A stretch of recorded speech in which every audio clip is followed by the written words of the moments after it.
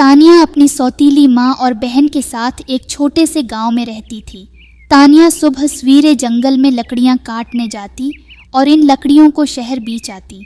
इससे जो पैसे मिलते इनसे खाने पीने का सामान घर ले आती। आ गए तुम? मनहूस लड़की, आज बड़ी देर कर दी तुमने। मैं और मेरी बेटी कब से भूखे हैं। अब जल्दी जाओ और हमारे लिए इस सामान से मजेदार सा खाना तैयार करो। हाँ हाँ, जल्दी करो, मुझे भी बहुत भूख लगी है। जी, बस अभी बनाकर लाती हूँ। तानिया ने बड़ी मेहनत के बाद खाना तैयार किया और दोनों माँ बेटी को पेश किया। वाह भाई वाह, खाना तो बड़ा मजेदार है। माँ जी, थोड़ा सा खाना मैं भी खा लूँ, बहुत भूख लगी है। हाँ हाँ, क्यों नहीं। एक रोटी लो और सादा पानी से खा लो, और बाकी सब खाना हमारे सुबह के नाश्ते के लिए रख दो।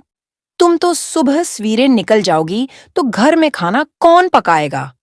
हम दोनों माँ बेटी यही खाना खा लेंगे।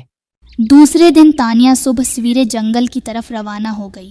तानिया ने लकड़ियाँ काटना शुरू की। गर्मी की शिद्दत और कमजोरी की वजह से तानिया थककर दरख्त के नीचे बैठकर आराम करने लगी। कुछ ही देर बाद एक प्यारा सा खूबसूरत खरगोश तानिया के करीब आकर बैठ गया और तानिया को देखने लगा। तानिया ने फौरन से उठकर खरगोश को अपनी गोद में उठा लिया और बोली, कितना प्यारा खरगोश है, मुझसे दोस्ती करोगे? मैं भी तुम्हारी तरह अकेली और उदास हूँ। लगता है तुम बहुत भूखे हो, बोलो क्या खाओगे? गाजर गाजर गाजर खाऊंगा, या फिर कोई और ताजा सब्जी खिला दो मुझे। अरे वाह, तुमको तो बोलना भी आता है।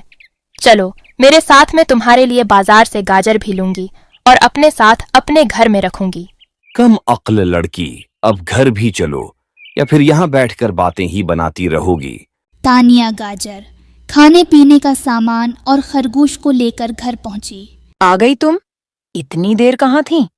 अरे ये खरगोश, ये तो बड़ा महंगा मिला होगा। चलो अब ले आई हो तो जल्दी से काटकर इसका गोश्त बनाओ और नमकीन कढ़ाई पकाकर हमारे लिए ले आओ। हाँ, जल्दी ले आओ। वैसे भी मैंने सुना है खरगोश का गोश्त बड़ा मुलायम और मजेदार होता है। हाँ, बिल्कुल ठीक सुना है तुमने मेरी बेटी। ए लड़की, जल्दी से उसे ज़बह कर और उसका गोश्त भून कर ला। फिर क्या था, तानिया खरगोश को काटने लगी। तभी खरगोश डरते डरते बोला, कम अकल लड़की, ये क्या कर रही हो? तुम मुझे काटोगी? तुम तो मेरी दोस्त थी। हाँ, मैं तुम्हारी दोस्त थी, मगर अब मुझे माफ कर दो। अगर मैंने तुम्हें न काटा तो मेरी सौतीली माँ और बहन मुझे बहुत मारेंगी। मैं मजबूर हूँ, अब ज़बह होने के लिए तैयार हो जाओ। फिर क्या था, अचानक से खरगोश एक अजीबो गरीब किस्म के राजा की शक्ल में तब्दील हो गया। ये सब क्या है? कौन हो तुम और मुझसे क्या चाहते हो? मैं एक बहुत बड़ी रियासत का मालिक राजा सूर्या हूँ। मेरी रियासत जंगल के करीब वाक़े है और वहीं पर मेरा खूबसूरत महल भी मौजूद है। वो सब तो ठीक है, मगर तुम एक खरगोश के रूप में कैसे आए? और तुम्हारा चेहरा भी बहुत अजीब और भयानक है। मैं किसी भी जानवर के रूप में आ सकता हूँ। ये मुझे मेरे बुजुर्गों की दुआ है। तुम एक मेहनती और नेक लड़की हूँ। मैं तुम्हारी मदद करना चाहता था, उसलिए तुम्हारे साथ तुम्हारे घर आ गया। क्या तुम वाकई मेरी मदद करोगे? मैं बहुत परेशान हूँ। मेरी सौतीली माँ और बहन मुझ पर बहुत जुल्म करते हैं और मुझे ठीक से खाने को भी कुछ नहीं देते, जबकि मैं सारा काम करती हूँ। मैं एक शर्त पर ही तुम्हारी मदद करूंगा। तुम मुझसे शादी कर लो और रानी बनकर आराम से मेरे महल में चलकर रहो। मगर मैं इतनी खूबसूरत और तुम इतने बदसूरत। उससे क्या फर्क पड़ता है? मेरे पास बहुत सी दौलत, खूबसूरत महल और भी बहुत कुछ है जो शादी के बाद तुम्हारा भी हो जाएगा। सौतीली माँ और बहन से तुम्हारी जान भी छूट जाएगी। तानिया सोच में पड़ गई। इसे अपने ऊपर किए जाने वाले सौतीली माँ और बहन के जुल्म याद आने लगे। तानिया ये सब कुछ सोचकर घबरा गई और राजा सूर्या से बोली, ए बदसूरत और दकियानोस राजा, मैं तुमसे शादी के लिए तैयार हूँ। राजा सूर्या बहुत खुश हुआ और देखते ही देखते एक बड़े से परिंदे के रूप में आ गया और तानिया को अपनी पीठ पर बैठाकर महल की तरफ रवाना हो गया। इधर तानिया की सौतीली माँ आई और बोली, तानिया, ओ तानिया, कहाँ चली गई? मनहूस मारी, खाना भी नहीं पकाया अभी तक। क्या हुआ अम्मी जी? तानिया कहाँ है? पता नहीं कहाँ गायब हो गई कमबख्त। तानिया कुछ ही देर में सूर्या के आलीशान महल में पहुंच गई और देखते ही देखते राजा सूर्या अपनी असली हालत में आ गया। तब ही सूर्या का नौकर बूढ़ा रशीद उनकी खिदमत में हाजिर हुआ और बोला, राजा साहब, आप आ गए? बड़ी देर कर दी आपने आने में। हाँ, मैं आ गया हूँ और अपने साथ तुम्हारी नई रानी को भी लाया हूँ। राजा सूर्या की जय हो, जय हो। मुबारका मुबारका है, मुबारक आज का दिन रात आई है सुहानी। शादमानी हो, शादमानी, शादमानी हो, शादमानी, शादमानी। खामोश गुस्ताख बूढ़े, बंद कर ये नाच गाना। जल्दी जा और हमारे लिए शाही नाश्ता तैयार कर। और हाँ, आज रात मेरी और रानी साहबा की शादी की तकरीब है। सारे इंतजामात मुकम्मल होने चाहिए। राजा साहब, ये हट्टा कट्टा बूढ़ा कौन है और आपके महल में क्या कर रहा है? रानी साहबा, ये मेरा बहुत पुराना नौकर है। ये महल की देखभाल करता है और सारे काम भी संभालता है। उसकी खुराक का खास ख्याल रखा जाता है ताकि ये महल के काम बखूबी अंजाम दे सके। और हाँ, ये मेरे बाप की तरह है, मैं इनकी बहुत इज्जत करता हूँ। तुम भी आज से इनकी ऐसे ही इज्जत करना जैसे मैं करता हूँ। बहुत खूब राजा साहब, आप बेफिक्र हो जाएं, जैसा आप चाहते हैं मैं बिल्कुल वैसा ही करूंगी। फिर क्या था, सूर्या और तानिया की शादी महल में बड़ी शानो शौकत से हुई।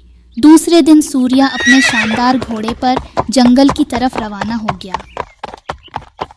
और वापसी पर बहुत से मुर्दा जानवर अपने साथ ले आया। तानिया ये सब कुछ देखकर बहुत हैरान थी। तभी बूढ़ा रशीद तानिया के पास डरता डरता आया और बोला, बेटी तानिया, तुम्हारा शोहर राजा सूर्या नहीं बल्कि एक भेड़िया है। क्या मतलब बाबा जी? मेरा शोहर एक भेड़िया है, ये क्या कह रहे हैं आप? हाँ बेटी, ये एक खतरनाक भेड़िया है।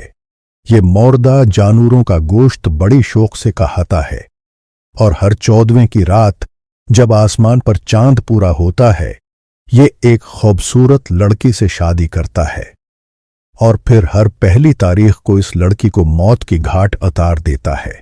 इसका मतलब है 15 दिन बाद ये मुझे भी मार डालेगा। मगर ये शैतानी ताकत इसके पास आई कैसे? बेटी में बूढ़ा जंगल में एक छोटी से झोंपड़ी में अकेला रहता था। लकड़ियां काट कर अपना गुजारा करता।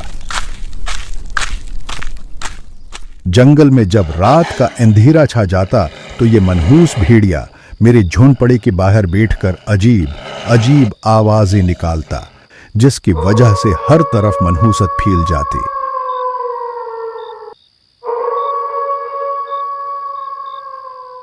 होश होश, होर निकल निकल यहां से। मैं उसे मार कर वहां से भगा देता तो ये मनहूस भेड़िया दरख्त के नीचे बैठकर वही आवाजें निकालता। वहां एक काला जादूगर आकर बैठ जाता था और उसकी आवाजों को बहुत पसंद करता, फिर बेख्तियार होकर रक्स करना शुरू हो जाता। इस जादूगर ने खुश होकर भेड़िए को राजा सूर्या बनाया और शैतानी ताकतों के साथ साथ इसे एक घोड़ा भी दिया और कहा, ये घोड़ा सिर्फ घास खाता है, उसको कभी पानी पिलाने की गलती न करना। अगर उसने पानी पिया तो ये जलकर राख हो जाएगा और उसके साथ तुम भी जल जाओगे। हाँ बेटी, आसी घोड़ी में सूर्या की जान है जिसकी सवारी ये अक्सर करता है। सूर्या अपनी आरामगाह में आराम कर रहा था, जबकि तानिया सूर्या के खौफ से सारी रात सो न सकी और अपनी जान बचाने के बारे में सोचती रही। कुछ ही देर में तानिया को घोड़े के हनहनाने की आवाज आई। घोड़े की आवाज सुनकर सूर्या नींद से बीदार हो गया और बोला, ये घोड़ा क्यों हुनहना रहा है? लगता है उसे भूख लगी है। राजा साहब, आप आराम फरमाइए, मैं घोड़े को देखती हूँ। तानिया ने घोड़े की घास के टोकरे में बहुत सी सब्ज मिर्चें मिला दें और रशीद को टोकरा घोड़े के आगे ले जाकर रखने के लिए कहा। फिर क्या था, घोड़े ने घास खानी शुरू की और साथ ही बहुत सी सब्ज मिर्चें भी खा गया। हाय मेरा मुंह, हाय मेरा मुंह, पानी, पानी। ये बूढ़ा कहाँ गया मुझे मर्चें खुला के? घोड़ा दौड़ता हुआ नदी के पास पहुंचा और पानी पीना शुरू हो गया। देखते ही देखते आग भड़क उठी और घोड़ा जलकर राख हो गया। इधर राजा सूर्या भी आग में जलने लगा और अपने अंजाम को पहुंचा। तानिया अब पूरे महल की मालिक बन गई। बूढ़ा रशीद भी अब तानिया का वफादार था। ये दोनों हंसी खुशी महल में रहने लगे।